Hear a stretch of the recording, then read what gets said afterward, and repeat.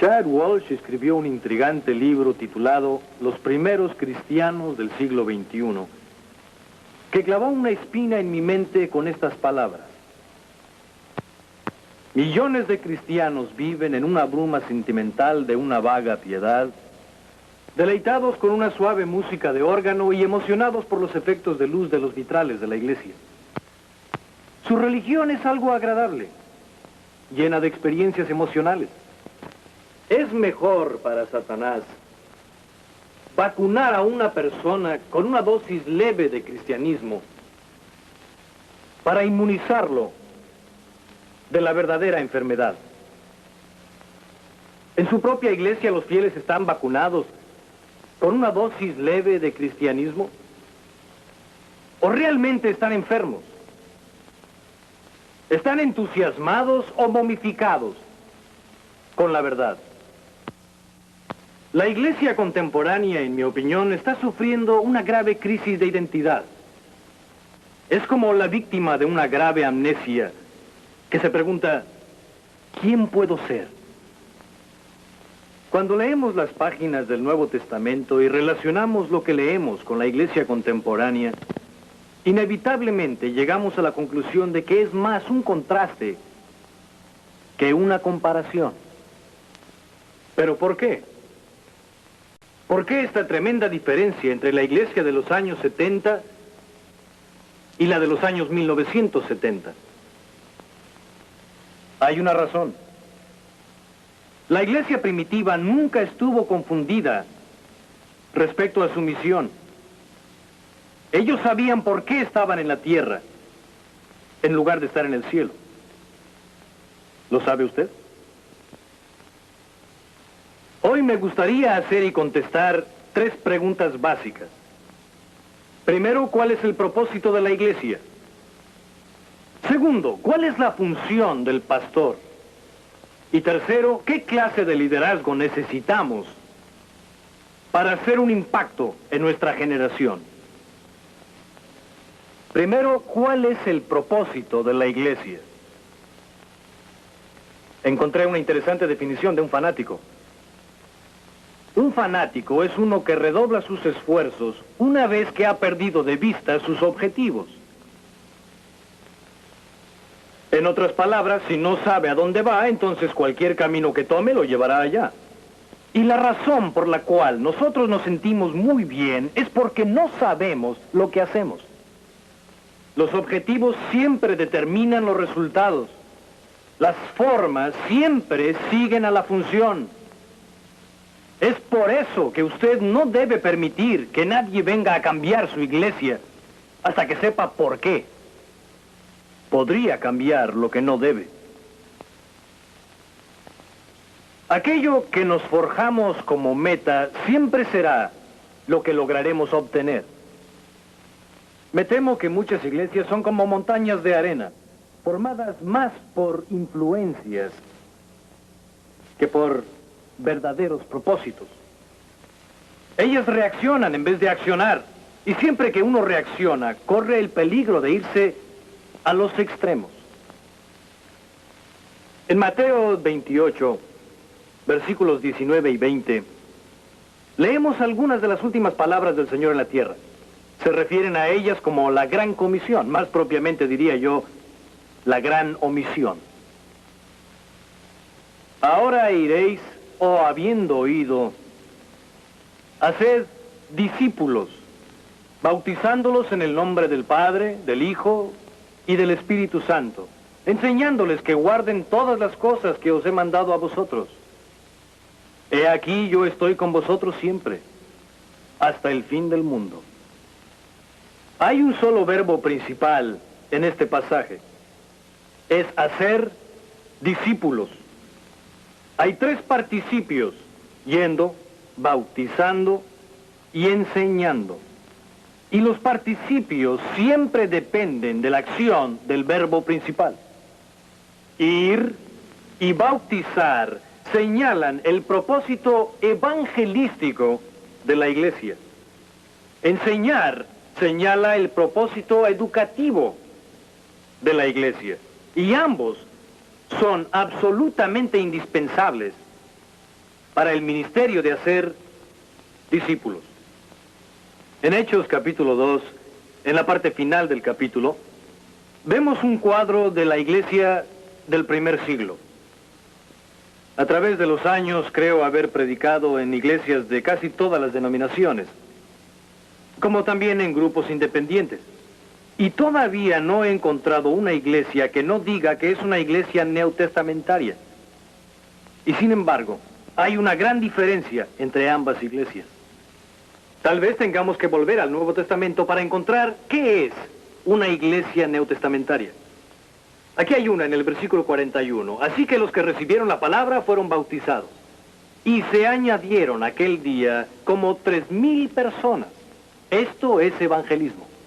Y perseveraban en la doctrina de los apóstoles, en la comunión unos con otros, en el partimiento del pan y en las oraciones. Esto es capacitación. Evangelismo y capacitación. Pero la mayoría de nosotros estamos sufriendo del peligro o del mal del péndulo.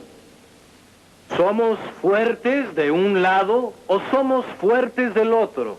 Pero un lado sin el otro es totalmente inadecuado para cumplir con las especificaciones del Nuevo Testamento. Muchas iglesias tienen un gran alcance evangelístico. Ven pasar una constante corriente de gente que llegan a conocer a Cristo. Pero estas personas no son edificadas en la fe.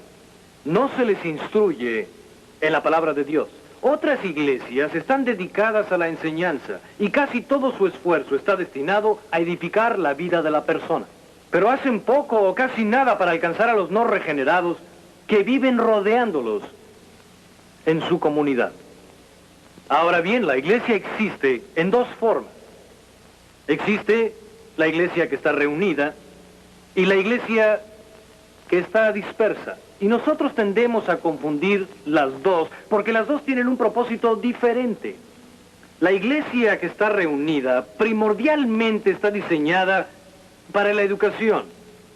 Y la iglesia que está dispersa primordialmente está diseñada para la evangelización. Así que si yo le pregunto a usted, ¿dónde está su iglesia?, la respuesta variará. ¿Dónde está su iglesia el domingo a las 11 de la mañana? En tal lugar. Reunida para adorar, tener comunión y para la enseñanza. Pero si le hago la misma pregunta el lunes a las 11 de la mañana, la iglesia está en toda la comunidad. Está en la casa, está en la fábrica, en la oficina, el comercio, la universidad, donde quiera que la gente esté, allí es donde la iglesia está. Y yo pienso que cuando perdemos de vista los objetivos bíblicos de nuestras iglesias, entonces empezamos a concentrarnos más en la acción. Pero será acción sin significado. Si retornáramos a aquellos objetivos bíblicos de enseñanza y evangelismo, a mí me parece que tendríamos que dejar de hacer muchísimas de las cosas que hemos estado haciendo y comenzar a hacer muchas cosas que no estábamos haciendo. La iglesia deja de ser la iglesia cuando comienza a hacer lo que cualquier otra organización humana puede hacer. Y solamente viene a ser la iglesia cuando comienza a hacer lo que solamente ella puede hacer y que ha recibido el llamado de Dios para hacer. La segunda pregunta, ¿cuál es la función del pastor? Si el propósito de la iglesia es evangelismo y capacitación, ¿dónde interviene el pastor? No hay ninguna duda en mi mente que el pastor es la clave para el ministerio de la iglesia local. Pero frecuentemente es una persona extremadamente frustrada. Y no sin razón. Como usted puede ver, su gente lo está metiendo en un molde donde Dios nunca lo ha llamado. Y el resultado de esto es que él no está haciendo lo que Dios le ha llamado a hacer.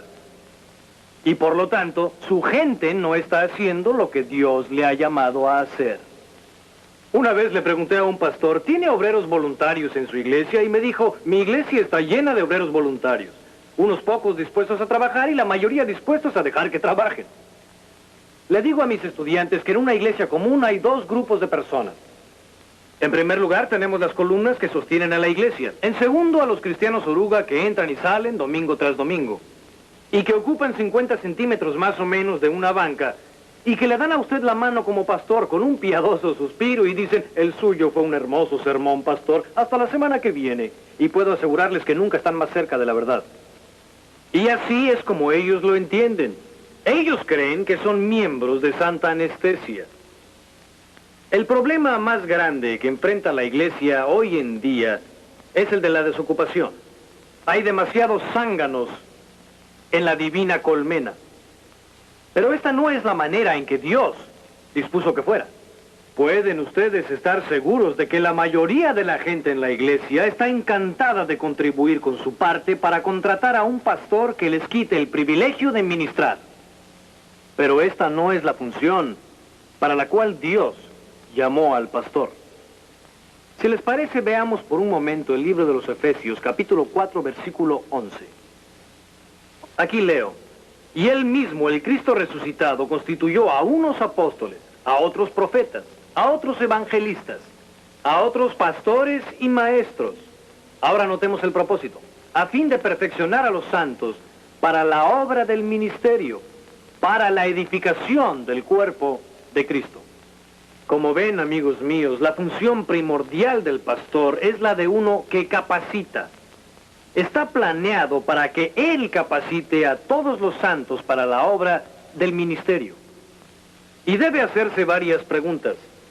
Ante todo, ¿estoy embarcado en un ministerio de adición o embarcado en un ministerio de multiplicación? Y luego, ¿estoy haciendo yo la obra del ministerio? ¿O estoy capacitando a los santos para la obra del ministerio? ¿Estoy yo solo en el ministerio?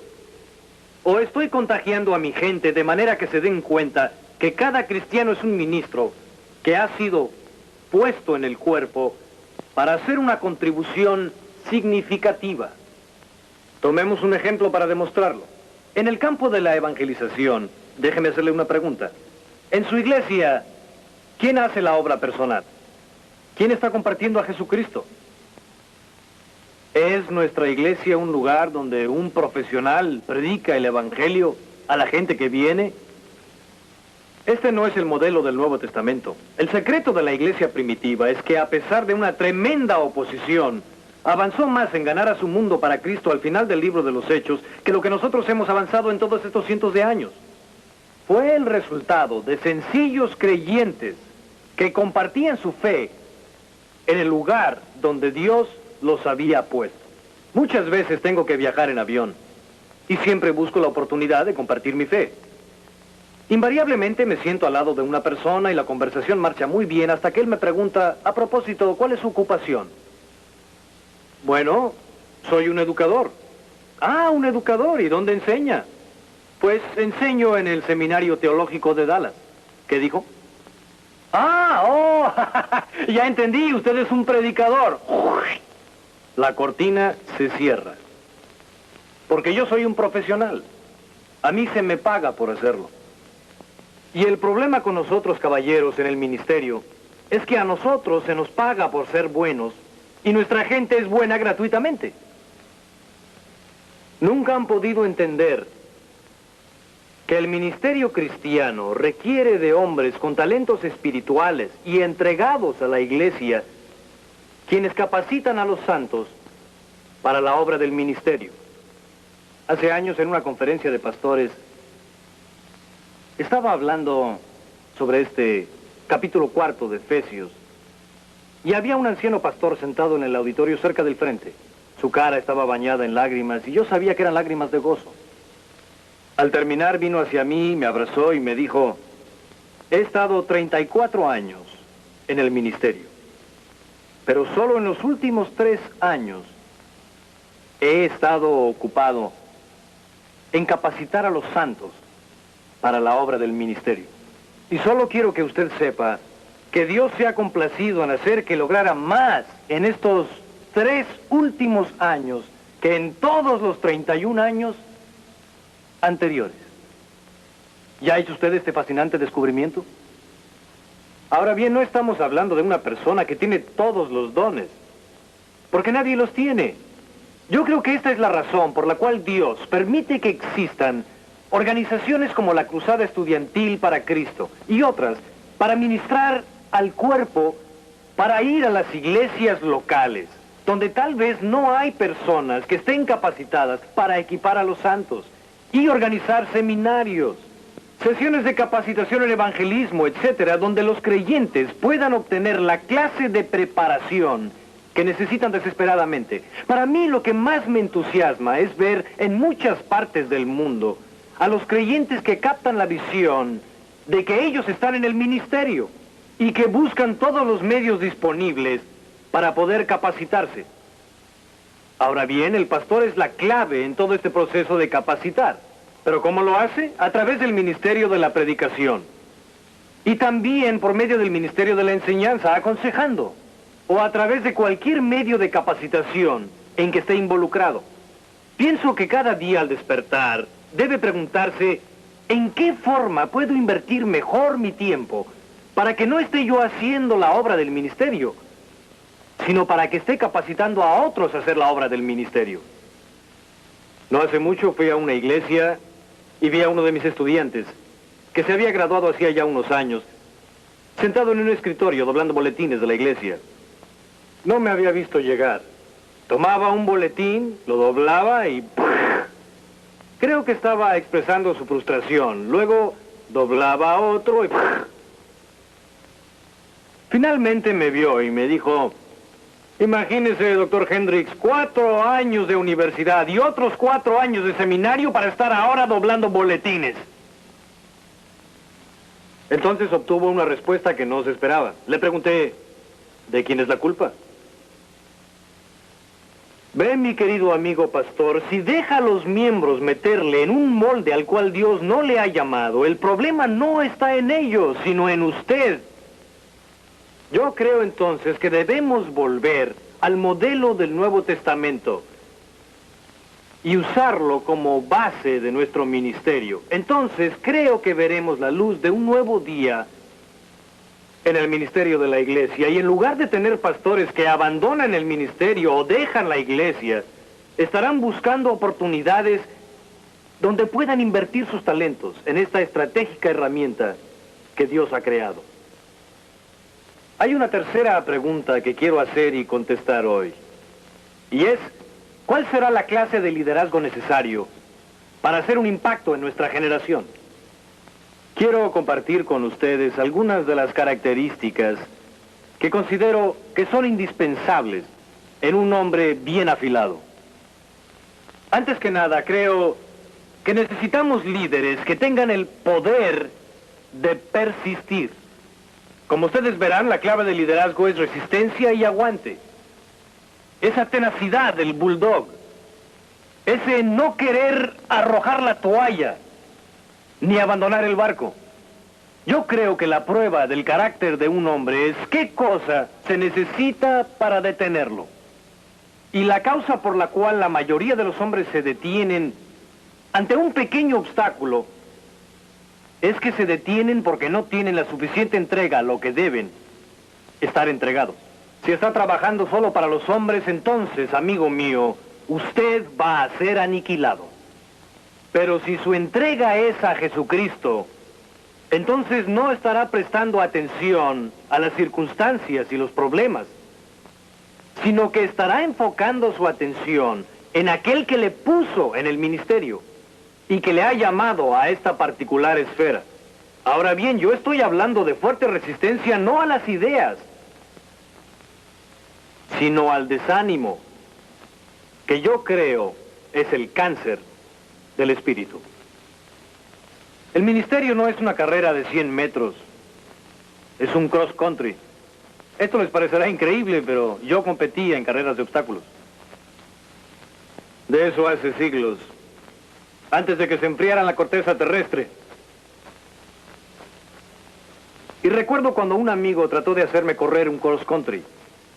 Me dijo: vamos, corramos por la pista. Claro, yo pensé que hablaba de correr una sola vuelta. No sabía que pretendía darla muchas veces. cosa que yo no tenía la menor intención de hacer. Todavía recuerdo cuando comenzamos el segundo tramo, pensé que allí mismo me moriría y que me iban a levantar un monumento diciendo, aquí murió Hendrix. Entonces descubrí que hay una enorme diferencia entre correr carreras de corta distancia y correr cross country. Se necesita correr la segunda vuelta.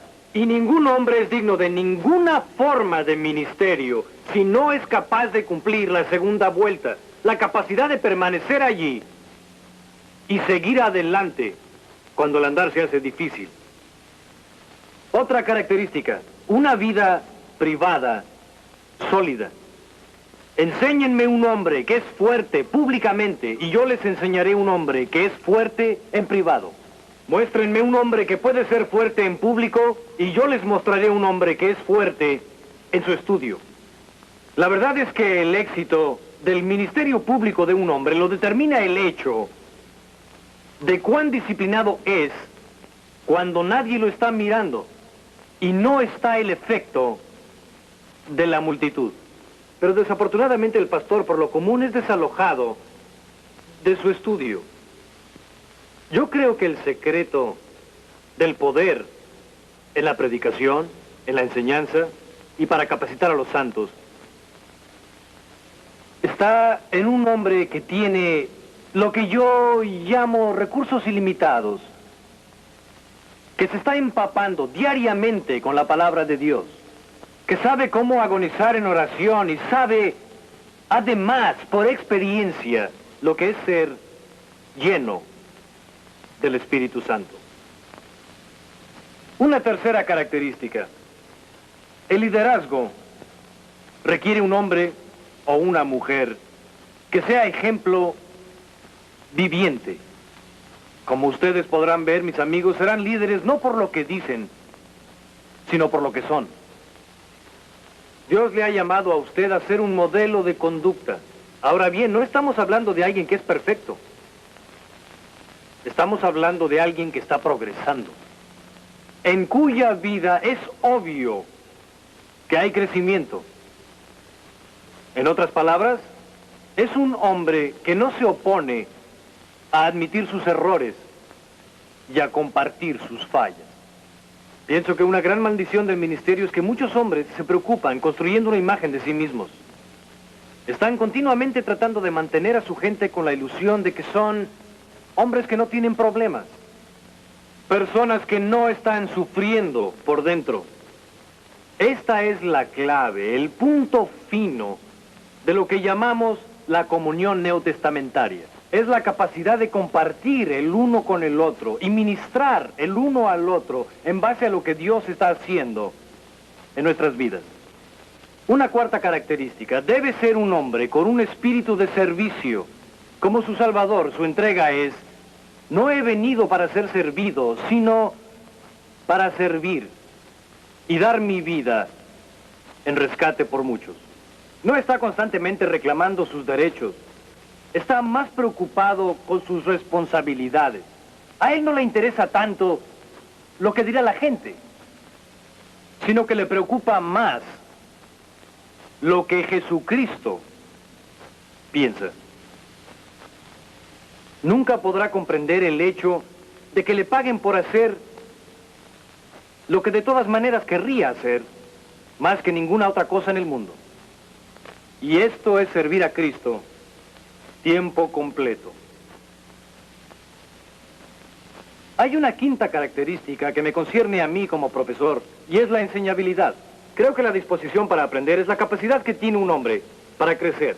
En 2 de Pedro, capítulo 3, verso 18, nos dice, pero creced en la gracia y en el conocimiento de nuestro Señor Jesucristo.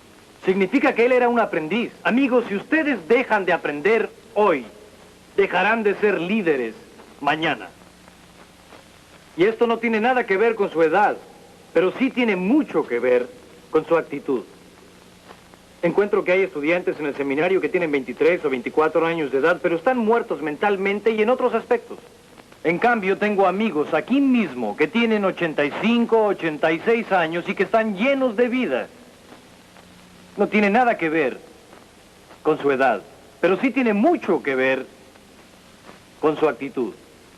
Y es que mientras uno vive, aprende. Y mientras uno sigue aprendiendo, continúa viviendo. La última característica de la que les hablaré es que un líder que va a tener un impacto en esta generación debe ser un hombre de fe. Debe ser un creyente. No quiero decir con esto una persona que ha aceptado a Cristo como su Salvador. Eso es tan solo el paso inicial. Estoy hablando de la característica de su vida. Y temo mucho que entre nosotros, que estamos representando a Jesucristo, hay muchos escépticos, incrédulos. Hay mucha gente que en realidad no sabe por experiencia lo que significa confiar en Dios, en su especialidad. Esto es lo imposible. Y el resultado es que se están especializando más en sus problemas que en su potencial. Y digo que debe de ser esa clase de líder que es contagioso, que sabe a dónde va y por lo tanto es capaz de convencer a otros que vayan con él. Eliseo estaba viviendo en Dotán. Una mañana su siervo se levantó temprano y fue a buscar la prensa de Dotán. Y vio algo que para él fue una visión terrible. Todos los alrededores de Dotán estaban invadidos por tropas sirias. Corrió a donde estaba su maestro y le dijo: «Ah, señor mío, ¿qué haremos?» Y él le respondió: «Lo primero que haremos es dejar de tener miedo». ¿Dejar de tener miedo? Sí, porque son más los que están con nosotros que los que están con ellos. Y a mí me parece ver al siervo diciendo en su mente: «Pero tú todavía no has salido». Y cuando Eliseo sale, entonces ve acampados entre él y su siervo y los enemigos que los rodeaban, las huestes de Dios. Y el profeta oró: «Te ruego, oh Jehová, que abra sus ojos para que vea». Esta es mi oración hoy para ti, amigo mío. Que Dios te abra los ojos para que puedas ver. Demasiado a menudo nos especializamos en ver las huestes del enemigo en lugar de las huestes de Dios. Necesitamos ver más cuál es el propósito para la iglesia del Nuevo Testamento. ¿Cuál es mi lugar como un hombre capacitado por el Espíritu al funcionar como pastor? ¿Y cuáles son las características que necesito que el Espíritu de Dios desarrolle en mi vida? Mis queridos amigos, no vamos a experimentar el poder del Nuevo Testamento hasta que volvamos al modelo del Nuevo Testamento.